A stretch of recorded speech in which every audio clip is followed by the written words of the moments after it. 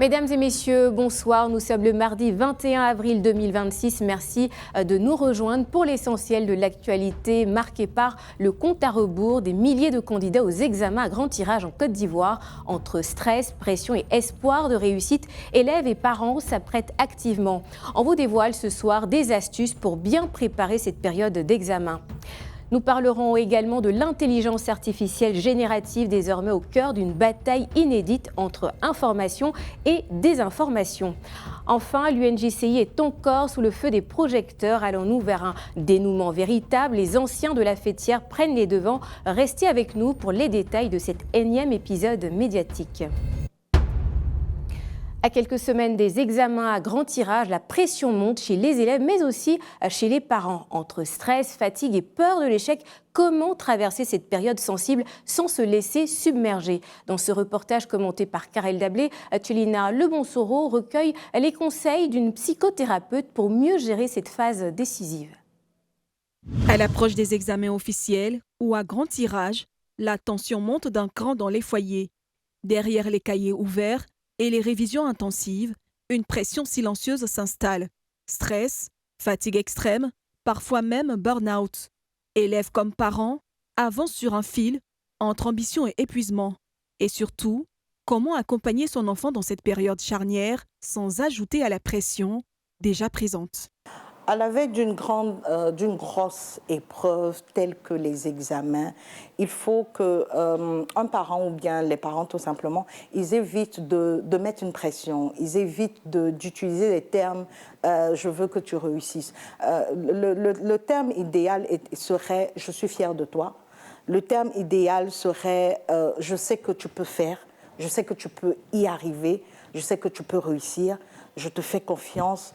Prends de l'assurance en toi et vas-y, tu peux y arriver. Entre trous de mémoire et montée de panique, les examens mettent les nerfs à rude épreuve. Pourtant, des solutions existent pour garder le cap.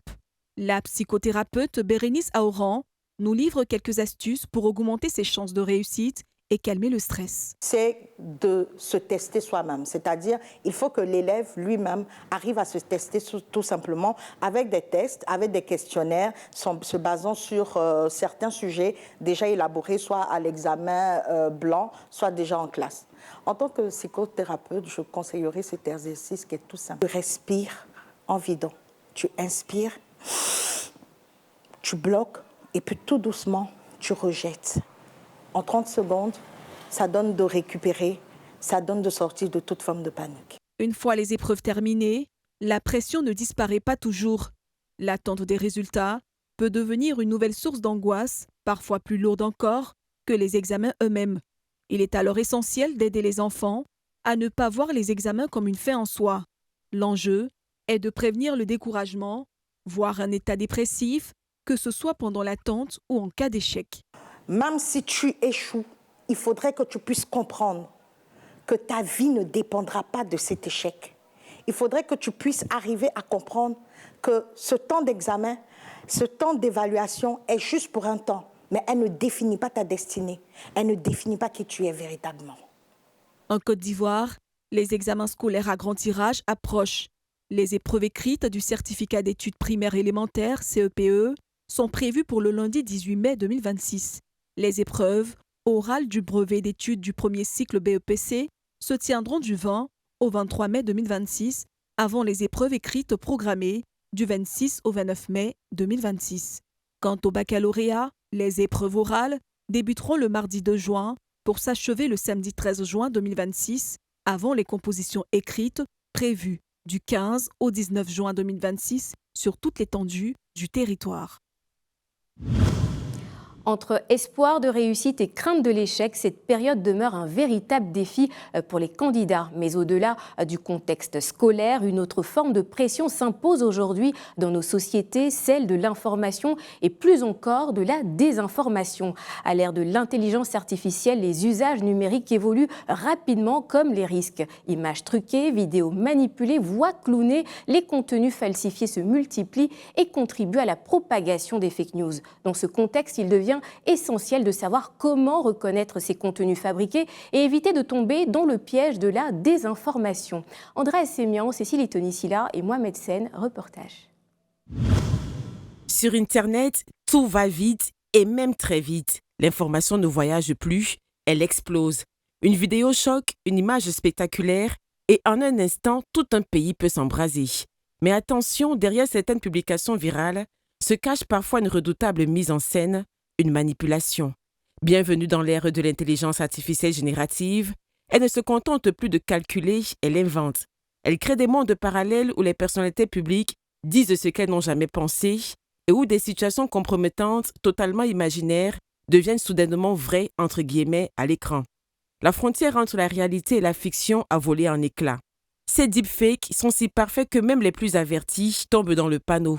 Alors comment démêler le vrai du faux dans cette jungle numérique où la vérité devient une option? Quand tu prends ton téléphone, tu vois des informations, tu crois que bon, ça c'est une information, tu tombes dessus. Après, tu découvres que c'est IA. Ça décourage. Quand c'est comme ça, les informations, tu ne crois plus. Tu n'as plus envie de croire à que tout ce qui passe sur les réseaux et autres. Il y a des informations qui circulent sur les réseaux. Dès que tu tombes sur l'information, tu te dis, mais ça c'est effrayant. Mais quelques temps après avoir fini la vidéo vers la fin, tu te rends compte que c'est IA. Les gens utilisent l'IA pour tromper la population. Pourtant, certains indices peuvent alerter, alors comment ne pas se faire piéger? Premier réflexe, vérifier la source. Privilégier les médias reconnus et se méfier des comptes anonymes. Les experts demandent d'utiliser des outils spécialisés pour vérifier l'authenticité des images et détecter d'éventuels trucages. Une précaution indispensable face au contenu généré par l'IA, comme le souligne le Dr Eloge Eddy, expert en numérique. Une vidéo manipulée, par exemple, va montrer un arrière-plan qui est flou, la langue ou les lèvres qui sont en général décalées par rapport à ce qui est sorti comme audio. On a par exemple aussi une partie des dents qui ne sont pas forcément très appropriées, très blanches. On a en fait un petit flou autour, ou bien on a des anomalies en fait qui ne sont pas alignées avec le langage ou avec le discours que tiennent les différents interlocuteurs. C'est fondamental vis-à-vis de ces vidéos-là. Par rapport aux images, étant donné que l'image elle est fixe et statique, c'est un peu plus compliqué. Donc il faut pouvoir relancer ces images-là sur différents moteurs de recherche et voir s'ils ont déjà été publiés dans le passé dans différents contextes. Par rapport aux écrits, c'est fondamental. Il faut aussi vérifier en fonction du domaine et en fonction de la particularité de l'écrit, double vérifier avant de considérer que cette information ou cette image ou cette vidéo est convenable. En Côte d'Ivoire, la lutte contre la désinformation s'intensifie par la sensibilisation et la formation des journalistes. Pourtant, face à des technologies toujours plus sophistiquées, la vigilance individuelle reste la meilleure arme. Par rapport au contexte africain, l'un des usages de deepfake, ce sont des manipulations politiques. Et dans ce contexte-là, en fait, je dirais que toute information politique que nous recevons, nous devons pouvoir les vérifier avec des sources convenables avant de considérer en fait qu'elles sont véritables et exactes. À l'ère de l'intelligence artificielle, il ne suffit plus de voir pour croire. Désormais, vérifier et comprendre l'information est devenu un impératif catégorique pour rester informé en toute confiance. Une révolution technologique aux multiples enjeux qui interpellent autant les citoyens que les journalistes. Et dans ce contexte, une meilleure organisation des médias apparaît comme un levier essentiel pour contribuer à la recherche de la vérité. Seulement, depuis des mois, le processus électoral pour la désignation du nouveau président de l'Union nationale des journalistes de Côte d'Ivoire cristallise les tensions et fragilise la fêtière.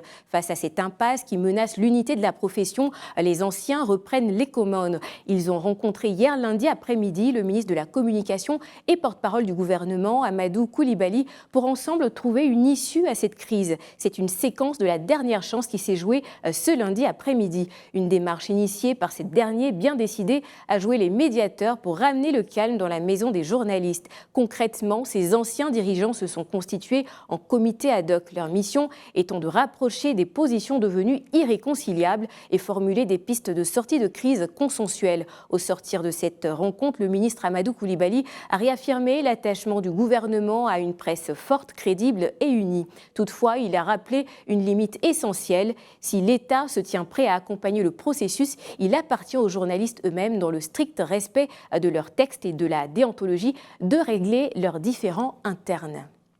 Pendant que certains mènent la bataille sur le terrain numérique, d'autres s'illustrent sur les cours en sport. Dans la soirée d'hier, s'est ouverte à Abidjan, dans la commune de Cocody, le tournoi mondial du tennis ATP Challenge 50. Plus de 20 pays sont représentés pour cette première journée. 2 rencontres intenses, riches en suspense et en rebondissements, ont tenu le public en haleine. Des passionnés de tennis venus de toutes les communes d'Abidjan ont fait le déplacement pour l'occasion. Francis Kofi était au centre de ces rencontres, suivant son reportage commenté par André Abi. Service gagnant pour l'Algérien Samir Hamza Reguig. Sur le coup central, Kaïdan, le jeune joueur a frappé fort en décrochant son billet pour le prochain tour de l'ATP Challenger 50. Face au Nigérian Daniel Adeleye, la rencontre a tenu toutes ses promesses. Échange intense, suspense et rebondissement. Mais au final, Reguig a eu le dernier mot, pliant le match en 2-7 après 1h30 de jeu. Pour sa première apparition à Abidjan, le joueur de 24 ans ne compte pas faire de la figuration. Il veut marquer les esprits et inscrire son nom dans l'histoire du tournoi. Je suis content d'avoir remporté cette victoire-là ici. Et franchement, les conditions ils sont vraiment bien. Et je suis content d'être ici. Demain, je vais jouer mon premier tour au tableau final. Je n'ai pas joué mon meilleur jeu. C'est toujours dur de jouer les premiers tours comme ça. C'est pas facile.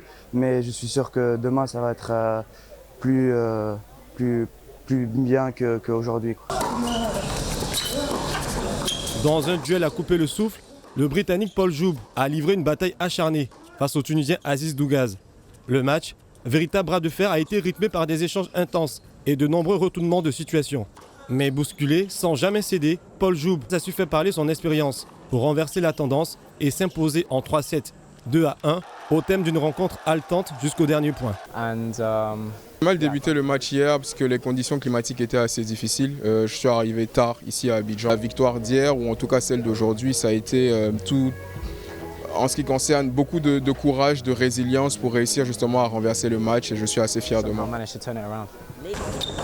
Ces rencontres ne sont qu'un aperçu de l'effervescence qui entoure le tournoi à Abidjan. Venus des différentes communes, les supporters remplissent les tribunes et créent une ambiance survoltée, preuve de l'engouement pour ces compétitions de haut niveau. On y va à présent pour l'international. Au Mali, une plainte a été déposée devant la Cour africaine des droits de l'homme. Au Nigeria, 6 individus sont désormais devant la justice pour leur implication présumée dans une tentative de coup d'État. Et enfin, au Moyen-Orient, la trêve reste fragile entre Israël et le Liban, avec une poursuite de démolition dans le sud du pays. On fait le point avec Youssouf Diarra et Yann Espiar. Le Mali est désormais visé par une plainte internationale. Lundi 21 avril, 3 organisations de la société civile ont saisi la Cour africaine des droits de l'homme et des peuples pour des exactions présumées imputées aux forces armées maliennes et au groupe de mercenaires russes Wagner. Cette démarche intervient au lendemain du 4e anniversaire du massacre de Hombori et quelques semaines après celui de Moura, 2 épisodes sanglants en 2022. À Hombori, au moins 50 civils avaient été tués après la mort d'un agent russe, tandis qu'à Moura, les enquêteurs de l'ONU évoquent l'exécution d'au moins 500 personnes. À travers cette plainte, les requérants entendent établir la responsabilité de l'État malien, tant pour les violences alléguées que pour son incapacité supposée à protéger les civils, poursuivre les auteurs et réparer les préjudices subis par les victimes. Au Nigeria, 6 hommes, dont un général de division à la retraite, ont été inculpés ce mardi 21 avril pour leur implication présumée dans une tentative de coup d'État déjouée en 2025 contre le président Bola Tinubu. Selon le parquet, cité dans des documents déposés auprès de la Haute Cour fédérale d'Abuja, les mises en cause sont accusés d'avoir conspiré afin de déclarer la guerre à l'État et d'intimider le chef de l'État. Cette inculpation s'inscrit dans le prolongement des arrestations annoncées par l'armée en octobre 2025 pour indiscipline, avant que les autorités ne reconnaissent officiellement, quelques mois plus tard, l'existence d'un complot visant à renverser le pouvoir. Les 6 accusés doivent comparaître devant la Haute Cour d'Abuja mercredi, une affaire qui avait déjà conduit à un remaniement au sommet de l'état-major militaire. Parallèlement, la tension reste vive au Moyen-Orient malgré l'annonce d'une trêve. En dépit du cessez-le-feu entré en vigueur le 17 avril 2026, Israël poursuit les démolitions dans le sud du Liban. L'objectif affiché serait l'établissement d'une zone d'occupation de 5 à 10 km de profondeur, rendue inhabitable pour empêcher le retour des déplacés. Stratégie dénoncée par les habitants restés sur place, qui y voient un potentiel crime de guerre. À Akfar Chouba comme à Hermish, localité désormais encerclée, les autorités locales redoutent une nouvelle occupation durable, susceptible de raviver la résistance de la population face aux ambitions territoriales israéliennes. Voilà ce qu'il fallait retenir de l'actualité de ce mardi entre enjeux éducatifs, défis technologiques, compétitions sportives et tensions internationales. L'actualité reste marquée par des dynamiques fortes à tous les niveaux. Merci de votre fidélité. Je vous retrouve demain, toujours dès 19h45. Excellente soirée sur Live TV. Bonsoir.